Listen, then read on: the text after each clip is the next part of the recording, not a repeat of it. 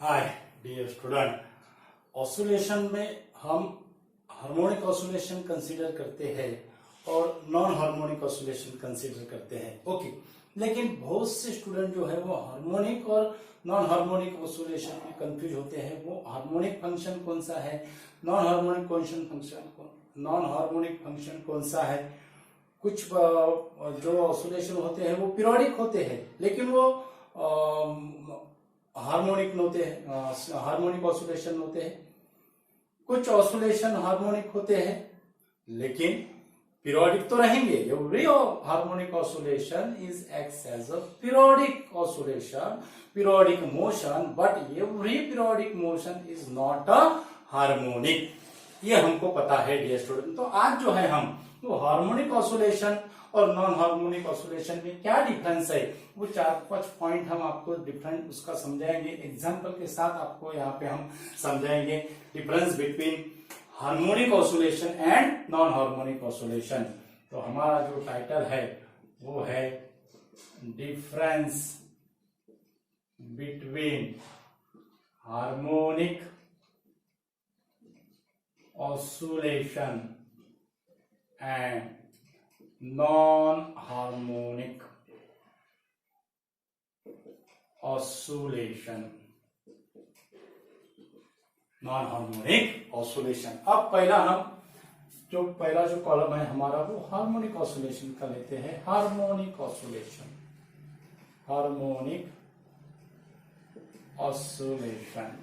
Okay, harmonic oscillation.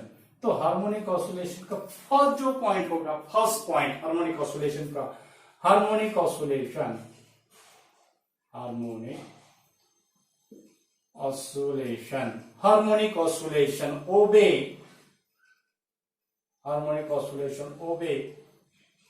Law.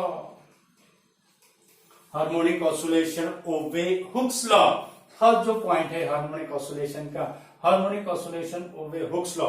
हमें पता है डियर स्टूडेंट, बॉडी एक ऑसिलेशन कब कंप्लीट करता है, जब body when it goes from mean position to one extreme position and return to the other extreme position and back again to the equilibrium position, उसको हम मीन पोजीशन कहते हैं। तब बॉडी क्या करती है, वन ऑसिलेशन क्या करेगी, कंप्लीट करेगी।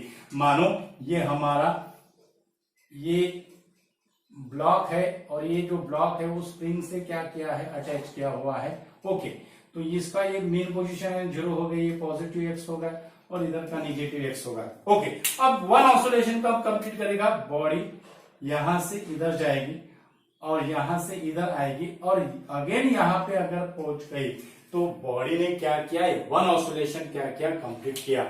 It harmonic oscillation obey the Hooke's law. उसके बाद सेकंड जो पॉइंट है, सेकंड पॉइंट जो है दैट इज बॉडी। और हार्मोनिक ऑसिलेशन में क्या होगी, दैट इज बॉडी और ऑब्जेक्ट, बॉडी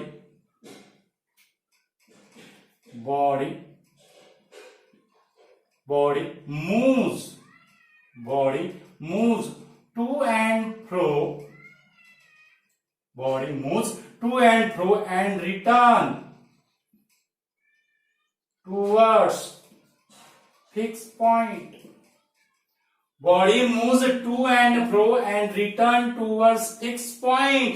यानी अगर हमने हॉरिजॉन्टल ऑसिलेशन अगर किया तो बॉडी का हॉरिजॉन्टल एक्सिस जो है, हॉरिजॉन्टल एक्सिस के अलॉन्ग ही क्या होना है, टू एंड फ्रो मोशन होना है। If body moves in case of the, when the body moves in positive y, negative y, body moves with positive y and negative y, then body is not obey the harmonic oscillation. Body is not possess the harmonic oscillation, it is possess the non-harmonic oscillation। अगर vertical oscillation में हमने अगर body को अगर move अगर किया तो उसने वर्टिकल ऑसिलेशन में ही टू एंड फ्रो होने को बना। हॉरिजॉन्टल ऑसिलेशन में अगर किया तो हॉरिजॉन्टल ऑसिलेशन में ही उसने क्या करने को होना, टू एंड फ्रो मोशन करने को होना, तभी वो क्या करेंगी, हार्मोनिक ऑसिलेशन का सेटिस्फाइड करेगी। ओके, उसके बाद थर्ड जो पॉइंट है, थर्ड पॉइंट जो है frequency and amplitude frequency and amplitude independent to each other. Frequency and amplitude independent to each other. Third जो पॉइंट रहेगा इसका वो क्या रहेगा, हार्मोनिक ऑसिलेशन का third point, frequency and amplitude independent to each other. यानी जो स्मॉल एम्पलीट्यूड के लिए हम ऑसिलेशन जो कंसीडर करते हैं उसको हम हार्मोनिक ऑसिलेशन कंसीडर करते हैं। ओके, उसके बाद फोर्थ जो पॉइंट रहेगा, fourth point, that is the harmonic oscillation. Harmonic oscillation express in single, harmonic oscillation express in single sine और cosine function. Harmonic oscillation express in sine, single sine और cosine function. Single sine और cosine function मानो sine omega T है और cos omega T है, sine omega T cos omega T और sine 2 omega T cos 2 omega T. ऐसे अगर हमने अगर रिप्रेजेंटेशन अगर किया डिस्प्लेसमेंट का, अगर साइन ओमेगा टी से कॉस ओमेगा टी से अगर हम डिफरेंस से एक्सप्रेस करते हैं तो वो जो होगा it is the harmonic oscillation, it is the harmonic oscillation. लेकिन वो अगर हमने टैन ओमेगा टी अगर किया, टैन ओमेगा टी अगर किया तो क्या टैन ओमेगा टी ये हार्मोनिक ऑसिलेशन होगा? टैन ओमेगा टी ये हार्मोनिक ऑसिलेशन होगा? Tan omega t is not harmonic oscillation because the harmonic oscillation is combine और express, it is express only in single sine और cosine function. लेकिन tan omega t is not harmonic but tan omega t is periodic. Tan omega t जो है it is ये non harmonic है, ये क्या है? नॉन हार्मोनिक है but it is periodic, but it is periodic. ये क्या होगा? पीरियोडिक मोशन क्या करेगा? पजेस करेगा tan omega t. Whether tan omega t harmonic और नॉन हार्मोनिक, ऐसा अगर क्वेश्चन आए तो आपको क्या करना है? Tan omega t is non harmonic but it is a periodic. Okay, उसके बाद अगर ऐसा अगर है e to the power minus omega T है, अब e to the power minus omega t, e to the power minus omega t, अब ये e to the power minus omega t it is non periodic. ये क्या है? Non periodic है। क्यों non periodic है? अगर t की वैल्यू अगर हम इंफिनिटी अगर लेते हैं तो इट बिकम्स जीरो। t की वैल्यू अगर हम इंफिनिटी अगर लेते हैं तो इट बिकम्स जीरो, यानी क्या होता है? डिक्रीज हो रहा है। क्या हो रहा है? डिक्रीज हो रहा है। पीरियोडिक मोशन में क्या होगा? The term repeat again and again. Periodic motion कौन सा मोशन होता है? The motion which is repeat again and again. And t tends to infinity अगर है तो क्या हो जाएगा? It becomes zero. So it is a non periodic, it is non periodic and non harmonic. ये नॉन पीरियोडिक है और non harmonic है। उसके बाद लॉग ओमेगा टी है, लॉग ओमेगा टी ये भी नॉन हार्मोनिक है और नॉन पीरियोडिक है। ये भी क्या है?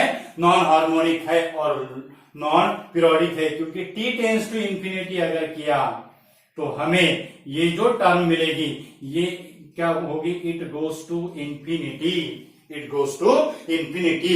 So log omega t it is also the non-periodic and non-harmonic, non-periodic or non-harmonic. Okay, तो ये हो गए हमारे फोर्थ पॉइंट हार्मोनिक ऑसिलेशन के लिए। मानो साइन स्क्वायर ओमेगा टी है, अब साइन स्क्वायर ओमेगा टी है, साइन स्क्वायर ओमेगा टी क्या हार्मोनिक है या नॉन हार्मोनिक है? साइन स्क्वायर ओमेगा टी अगर हमें प्रूव अगर करना है हार्मोनिक अगर होगा तो उसने एक्सेलरेशन का ये इक्वेशन सेटिस्फाइड करने के होना। मानो x equal to sine square omega t हमने लिखा तो उसने एक्सेलरेशन को ये इक्वेशन सेटिस्फाइड करने को होना। यानी साइन स्क्वायर ओमेगा टी हम कैसे लिखेंगे? 1 minus cos 2 omega T divided by 2, 1 minus cos 2 omega T divided by 2। और इसको अगर हमने डिफरेंशिएशन अगर किया पहले हम वेलोसिटी का लिए डिफरेंशिएशन करते हैं। ओके, तो यहां पे हमें क्या मिलेगा, यहां पे हमें मिलेगा sine 2 omega t into 2 omega मिलेगा। हमें क्या मिलेगा, sine 2 omega t into 2 omega मिलेगा। और बाद में अगेन उसको अगर एक्सेलरेशन के लिए अगर डिफरेंशिएशन अगर किए तो वो हमें कॉस 2 ओमेगा टी का इंटू 4 ओमेगा मिलेगा। ओके, तो ये जो रहेगा 4 वो 2 ओमेगा और वो 2 ओमेगा, यानी 4 ओमेगा स्क्वायर मिल रहा है, 4 ओमेगा स्क्वायर मिल रहा है। क्या 4 ओमेगा स्क्वायर, क्या साइन 2 ओमेगा टी, यानी it is not possess the acceleration equation. It is not possess the acceleration equation. So sin square omega t is non-harmonic.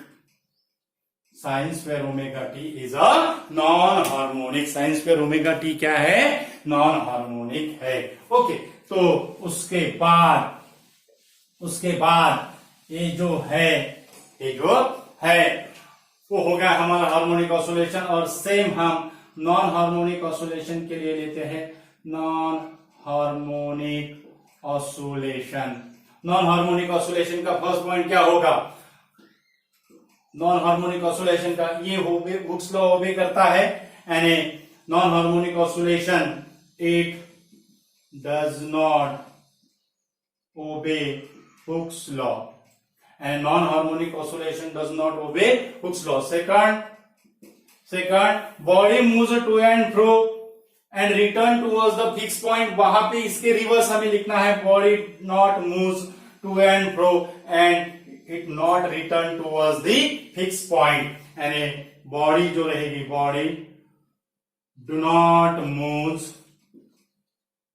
to and fro and not return towards fixed point, not return towards fixed point।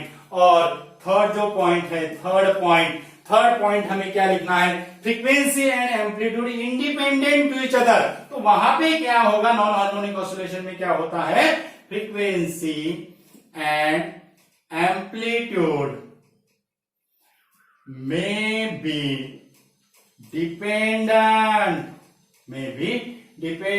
To each other. और fourth जो point रहेगा, fourth point, harmonic oscillation express in single sine और cosine function, और non harmonic oscillation है, non harmonic oscillation express in combination of more than one harmonic oscillation. Non-harmonic oscillation expressed in combination of more than one harmonic oscillation. For example, ये अगर हमने ऐसा अगर express करते हैं, A equal to ये cos omega t plus B cos 2 omega T है, plus B cos 2 omega T है, उसके बाद C cos 4 ओमेगा टी है।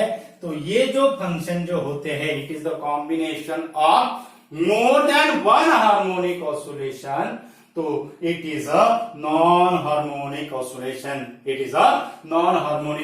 और नॉन हार्मोनिक ऑसिलेशन का बेस्ट अगर एग्जांपल अगर देखा जाए, अगर सिंपल पेंडुलम को अगर हम ऑसिलेट्स अगर करते हैं, स्मॉल एम्पलीट्यूड के लिए, means it amplitude angular displacement is nearly about 5 to 7 degree, then it possess the harmonic oscillation. अगर वही पेंडुलम अगर हमने लार्ज एम्पलीट्यूड के लिए अगर ऑसिलेट्स अगर किया, तो it possess the non harmonic oscillation. 10 degree के ग्रेटर अगर एम्पलीट्यूड अगर पेंडुलम अगर ऑसिलेट्स अगर होता है, तो वो नॉन हार्मोनिक ऑसिलेशन क्या करता है, वो भी करता है। बहुत इंपॉर्टेंट ऐसा वीडियो है डियर स्टूडेंट, डिफरेंस है दोनों का। तो वीडियो ज्यादा से ज्यादा स्टूडेंट को शेयर कीजिए, और हमारे चैनल पे अगर नए अगर यूजर है तो हमारा चैनल सब्सक्राइब कीजिए। Thank you so much.